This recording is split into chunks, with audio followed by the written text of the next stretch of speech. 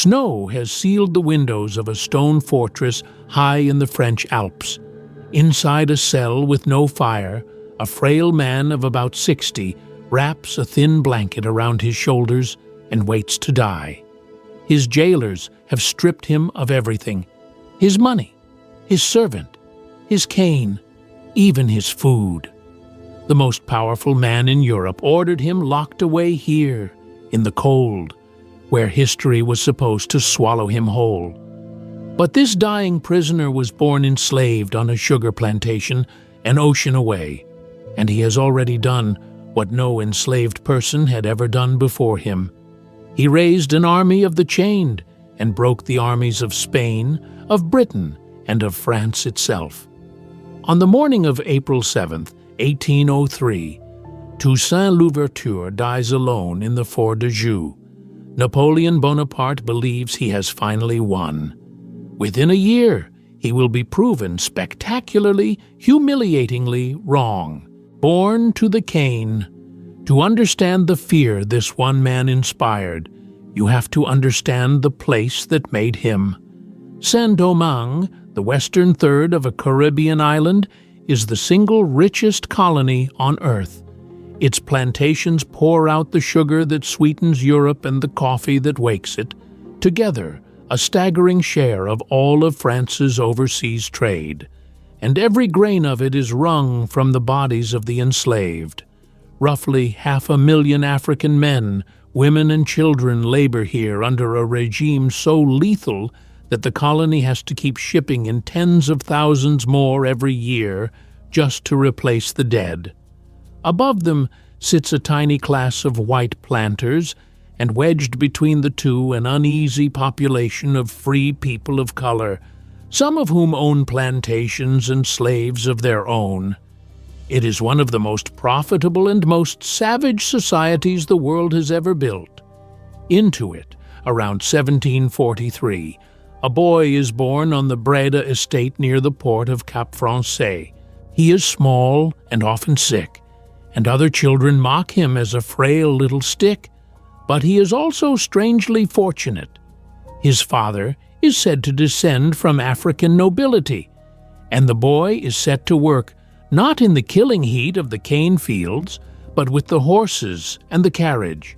He learns to handle animals, to heal with herbs, and, rarest of all for an enslaved man, to read and write. Around the age of 30, he is freed. For the next 15 years, Toussaint lives as a free black man. He leases a small plot. He even rents the labor of enslaved people himself. He has, by the standards of his world, something to lose.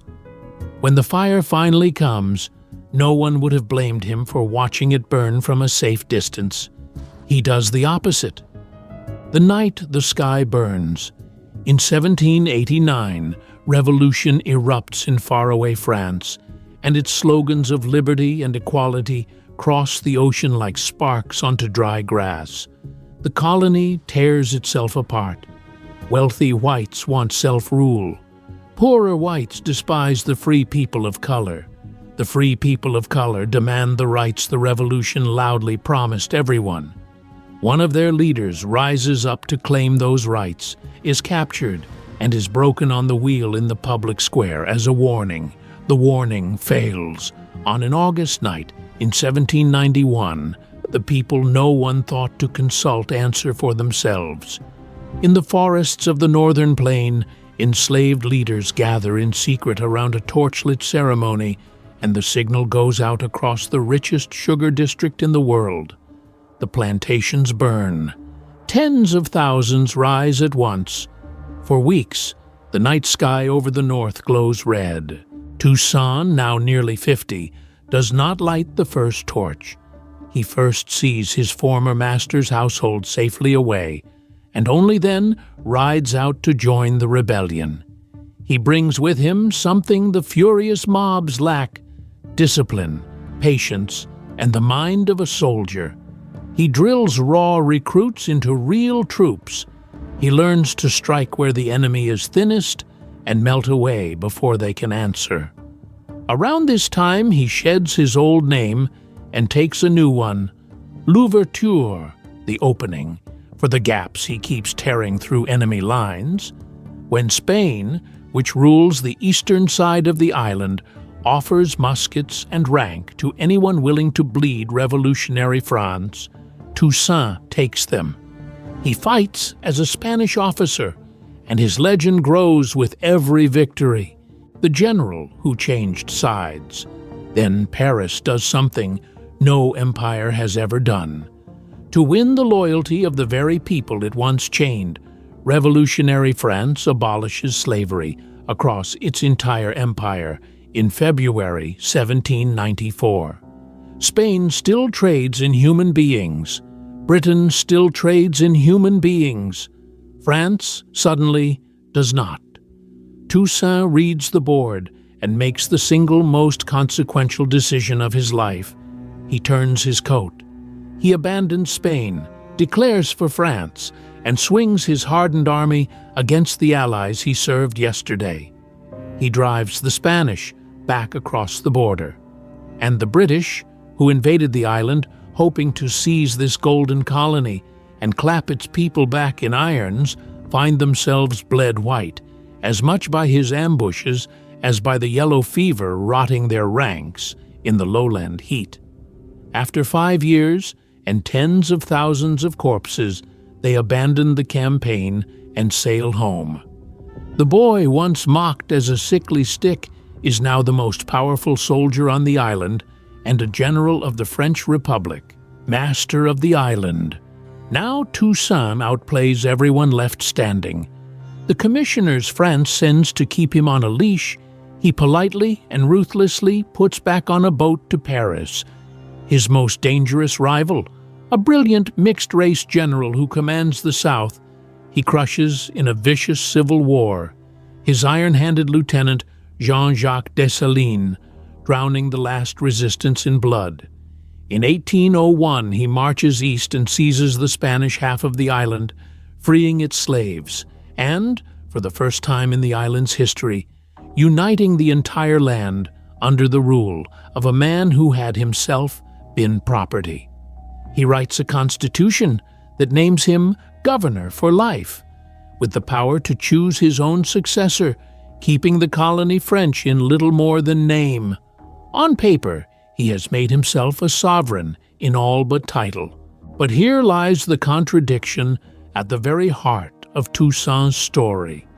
The plantations are the only thing standing between his fragile new state and ruin, and an army without revenue cannot buy the guns that keep it free. So the man who liberated 500,000 people forces them back onto the same plantations they once set ablaze. They are paid now, and they are legally free, yet they are bound to the land, governed by military discipline, forbidden to wander. He even invites the old white planters home to manage their estates. He has won liberty for his people, and then pressed a softer set of chains into their hands, and many of them will never forgive him for it. He is building a nation. He is also planting the resentment that will leave him standing nearly alone when the real blow falls, Napoleon's hammer. That blow now wears a crown of laurels. Napoleon Bonaparte, master of France, looks across the ocean at a black former slave ruling France's richest possession as though it were his private kingdom, and he cannot abide it.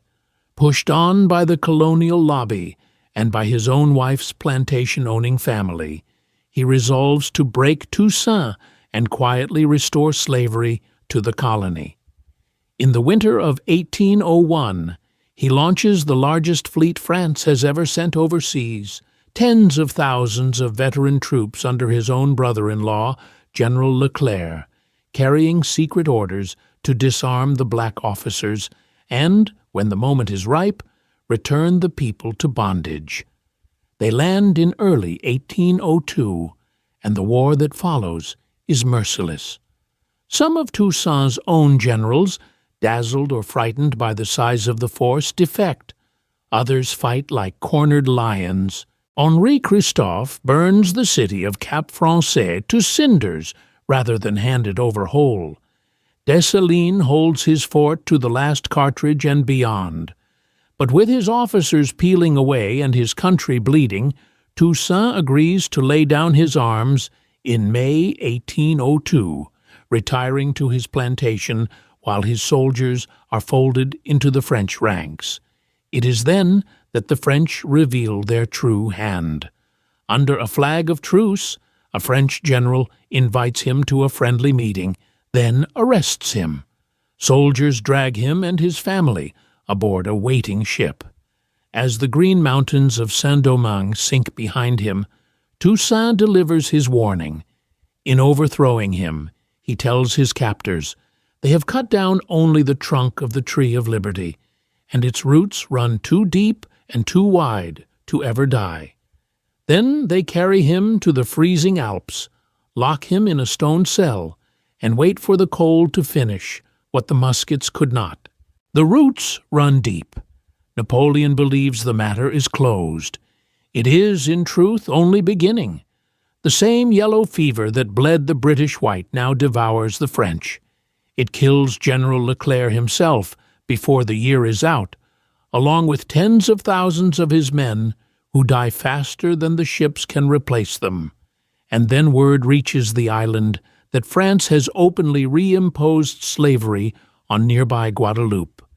Now there is nothing left to pretend. Every black and mixed-race general who had submitted understands precisely what surrender will mean for their families, and they turn on the French as one.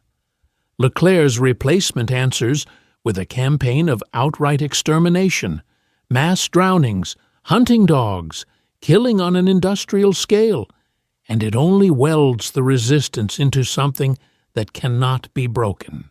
On November 18, 1803, at a hilltop called Vertières, outside Cap Français, the Revolutionary Army under Dessalines hurls itself at the last French line, one fearless commander charging straight into the cannon as his horse is shot out from under him and breaks them. The French surrender what remains.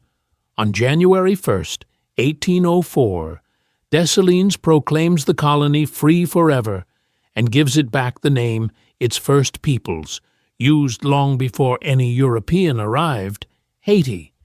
It is the first nation in history born from a successful revolt of the enslaved, the first free state in Latin America, the first black republic of the modern age. Toussaint never lived to see it. He had died in his cold cell 10 months earlier, certain he had failed. But his prophecy held exactly. They had cut the trunk, and the roots had thrown up an entire forest. The shockwave traveled further than anyone imagined. Having lost his richest colony and an entire army to a people he had dismissed as livestock, Napoleon abandoned his dream of an empire in the Americas altogether and sold the vast Louisiana territory to the young United States, doubling its size at the stroke of a pen. The self-freed laborers of one small island had quietly redrawn the map of a continent. Almost everything we know of Toussaint comes down to us through the words of others, his admirers, his enemies, and the empires he humbled. They could not agree on him then, and we still cannot now. He was the liberator who forced his own people back into the fields, the man who longed for peace and waged relentless war, the prophet who died, convinced he had lost everything. Frightened, slave-holding nations spent the next century trying to wish his revolution out of existence, and France itself would later extort a crushing debt from Haiti as the price of recognizing its freedom, a wound the country is still paying for to this day. But none of them could undo the thing he set in motion.